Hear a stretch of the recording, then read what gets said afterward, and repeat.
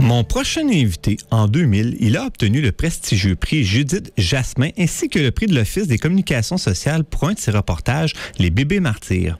Journaliste à Radio-Canada depuis 1998, il anime l'émission que vous connaissez tous ici, bien sûr, La Semaine verte. Vous savez que, pour un nouveau comme moi, c'est un privilège de recevoir un homme avec d'aussi grande qualité. Bonsoir, M. Hérol Duchesne. Bonsoir, M. Vincent. Vous allez bien? Oui, ça va bien, vous? Très, très bien. Merci d'avoir accepté notre invitation. Ça me fait plaisir, voyons. Tout d'abord, vous avez déclaré un jour, c'est mon grand-père qui m'a fait découvrir la grande forêt, la nature. Il y avait des fermiers dans ma famille. Tout ça coule encore dans mes veines. Est-ce que vous pouvez un peu nous parler de cette époque-là? Comment ça s'est passé, cette découverte de la nature-là? Mes grands-parents avaient un chalet sur le bord de la rivière des Charges à Alma, au Lac-Saint-Jean.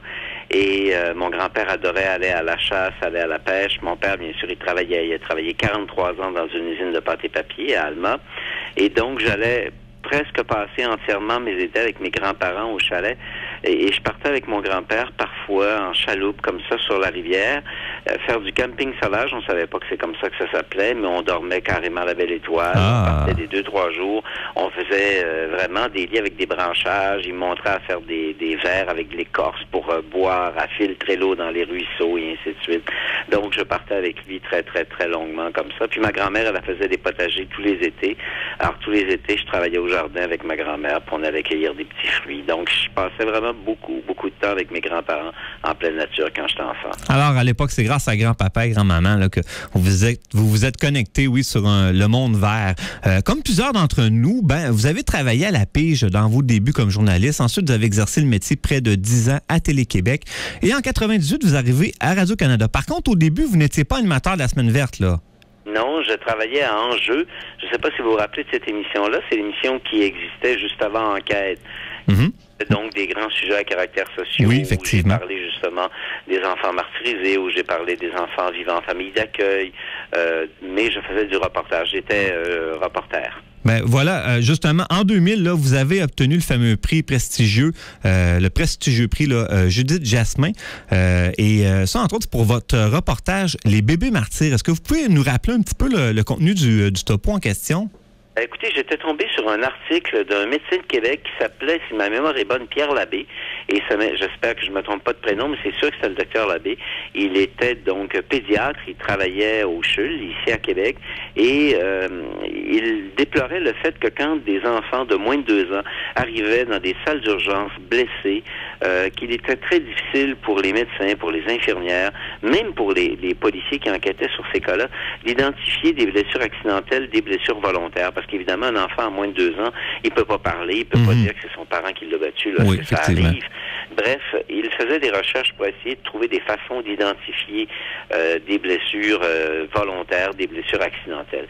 Alors, je m'étais intéressé à ça et j'avais retrouvé dans des archives judiciaires au Québec des cas de parents qui avaient amené comme ça leurs enfants à l'hôpital, qui dans certains cas étaient décédés à la suite de blessures. Et on avait rouvert donc des dossiers avec les travaux de ce médecin-là et d'un autre pédiatre de Montréal pour trouver quelques cas où les parents avaient d'abord été innocentés, puis on s'est aperçu que finalement c'était des enfants qui avaient été battus, même à mort dans certains cas. Donc, le reportage portait sur les difficultés d'enquêter sur ces enfants-là et sur comment les gestes que tous les intervenants en première ligne, les hôpitaux, les juges, les policiers, que tout le monde, tous les gestes que ces gens-là devaient poser pour être capables d'identifier les vrais cas de maltraitance. Dites-moi, M. Duchesne, est-ce que vous diriez que c'est l'un des reportages qui vous a le plus marqué là, personnellement, ça, dans votre carrière? Ah oui, c'est vraiment le reportage qui m'a le plus marqué parce c'était 1 heure complète qui portait sur ce sujet-là. Alors, on avait suivi, entre autres, une travailleuse sociale qui était allée justement retirer les enfants d'une famille où ils avaient été blessés. Mais écoutez, je peux même pas raconter les blessures que ces enfants-là avaient. Il y avait aussi dans le reportage une enquête policière et un procès qu'on avait suivi où le père finalement avait été condamné, reconnu coupable d'avoir battu son enfant. Alors quand tu travailles pendant des mois sur une enquête comme celle-là et que tu es avec ceux qui sont en première ligne, autant les médecins, les avocats, les policiers, et que tu vois les photos, que tu entends raconter des histoires, écoutez, il y a personne, je pense, qui peut être insensible à la douleur d'un enfant. Sinon, ces adultes-là, et qui, comme m'expliquait un psychiatre à l'époque, qui n'ont pas d'altérité, c'est-à-dire s'ils sont capables de blesser, de battre un enfant comme ça, c'est qu'ils ne ressentent pas la douleur de l'autre. Non, non, absolument pas. C'est un manque de conscience là, assez flagrant même. Là. Et puis écoutez, dans cette émission-là, en fait, je reviens sur le reportage parce que je trouve ça intéressant. Depuis, évidemment, ça a provoqué des choses. Est-ce que vous diriez que la situation s'est améliorée ou il y a encore du travail à faire là, au Québec là-dessus? Il y a sûrement encore du travail à faire, mais je pense qu'effectivement, la situation s'est améliorée, entre autres grâce à ces deux psychiatres, à ces deux, pédiatres-là. Puis il y a d'autres intervenants qui ont enseigné et qui enseignent encore dans des écoles les façons d'identifier une blessure qui a été faite volontairement, qui a été faite par torsion ou par avec un coup.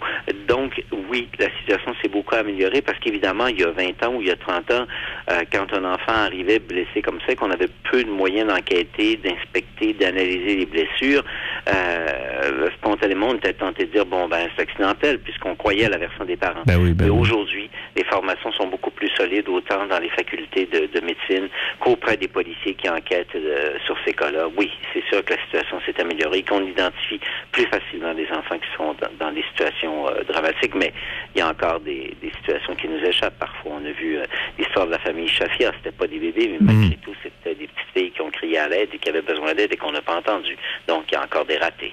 Mais écoutez, moi, ça fait déjà un bout de temps, là, vous l'avez eu en 2000, ce prix-là, et le topo a été fait de la même année, je crois. Donc, mais je tiens à vous féliciter, puis je le fais comme parent aussi, puis simplement comme citoyen du Québec, parce que je sais que vous avez contribué à faire avancer les choses à ce niveau-là. Je vous ramène maintenant, un petit peu plus près dans le temps, à la Semaine verte, qui demeure là, par excellence là, le rendez-vous à tous ceux qui s'intéressent au monde rural, moderne, agroalimentaire et à l'environnement. Cette semaine, je crois qu'on va parler des fromages qui puent, hein? Exactement. C'est un documentaire qui a comme titre « La guerre des fromages qui puent ». Alors, je vous raconte, c'est qu'en France, de façon surprenante, les Français mangent et consomment de moins en moins de ces grands fromages qui ont fait la réputation de la France du point de vue gastronomique pendant longtemps.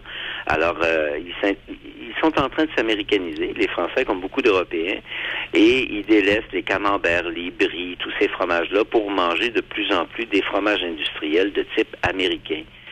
Mais étrangement, à tel point qu'il y a de plus en plus de petits fromagers artisanaux qui sont obligés d'abandonner parce qu'ils n'arrivent plus à vendre leurs produits. Trop mal. Et pendant ce temps-là, aux États-Unis et au Québec, donc à plusieurs endroits en Amérique, nous, on a découvert, il y a peu de temps, au Québec, ça fait une vingtaine d'années, aux États-Unis, ça fait encore moins longtemps, on a découvert ces fromages fins-là, on en mange de plus en plus, on en produit d'excellents, on en exporte. Les choses s'inversent, quoi, là, finalement? Exactement l'inverse qui se passe, à tel point qu'il y a maintenant des Américains qui vont en France se former et qui commencent à penser exporter leurs fromages fins en France pour les faire manger aux Français. Alors, mais quand même. Voilà la guerre des fromages qui puent, c'est ça. Ça va être à ne pas manquer. Écoutez, 19h39, mon invité, le journaliste Hérold Duchesne à Radio-Canada et animateur de la Semaine verte. Je vous pose une question, M. Duchesne. Vous, vos habitudes vertes là, personnelles, qu'est-ce que vous faites là, comme geste pour l'environnement, là? Écoutez, je conduis une auto hybride. Ah, déjà, quand même. Et c'est déjà ça, parce que j'aimerais utiliser moins ma voiture, mais malheureusement, j'ai souvent des déplacements à des heures où les transports en commun ne me conviennent pas. Fait que j'ai choisi une voiture hybride, c'est au moins ça. Pour le reste, écoutez, je ne sais pas si c'est bon pour l'environnement, je pense que oui, mais j'essaie. Et parce que je dois beaucoup aux agriculteurs par cette émission-là, de consommer le plus de produits locaux, donc qui ont été transportés sur des distances moins longues.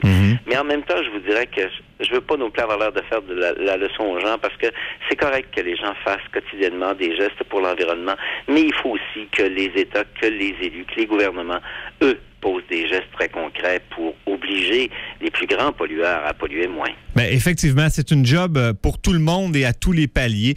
Écoutez, je rappelle aux auditeurs que la Semaine verte est diffusée sur la chaîne de Radio-Canada de 17h à 18h le samedi et en rediffusion, oui, dis-je, le dimanche à 12h30. Alors, c'est à ne pas manquer. Écoutez, M. Duchesne, c'était vraiment, puis même on s'est parlé aussi, un peu avant cette entrevue-là, c'était vraiment un privilège d'échanger avec vous. Je suis convaincu que les auditeurs ont fortement apprécié cette entrevue-là. Je vous en remercie énormément. Ben, bonjour à vous, puis bonjour à vos auditeurs. Merci. Nous, on poursuit avec Ariane Brunet.